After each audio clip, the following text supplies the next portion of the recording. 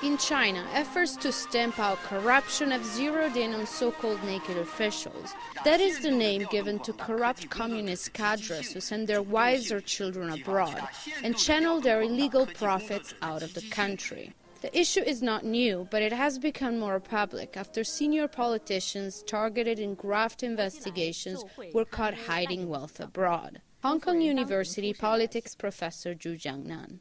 There's a lot of family members of the Chinese officials that are living in a luxurious lifestyle overseas, right?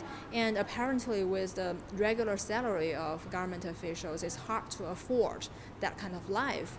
And so immediately people will ask, is this probably related to corruption? Where do they get the money? The government is trying to quantify the problem, and regions in China have completed an internal survey. But so far, only the province of Guangdong has dared to report it found naked officials.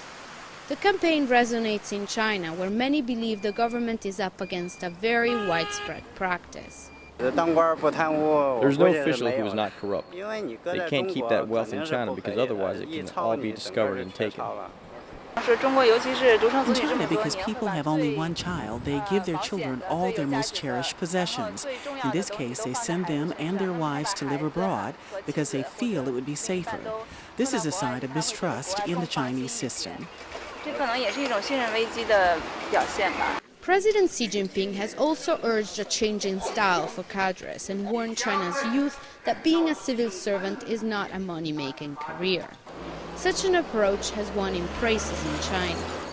It does not have that big of an impact on common people. It is not going to affect my pay or my lifestyle, but it is going to help the country and the party's image. Public shaming of naked officials has renewed a debate about how little the public in China knows about the wealth and assets of officials in general. China has yet to draft a nationwide law to require officials to disclose their assets, despite strong calls from scholars and activists. They are saying a more effective way to regulate this is ultimately you probably have to implement the rule of asset publicity for the officials. Otherwise, probably there's no way for the public to supervise. But short of pilot programs for lower-level officials, it is unclear what the party plans are for its ruling elite. Rebecca Valli reporting for VOA News in Hong Kong.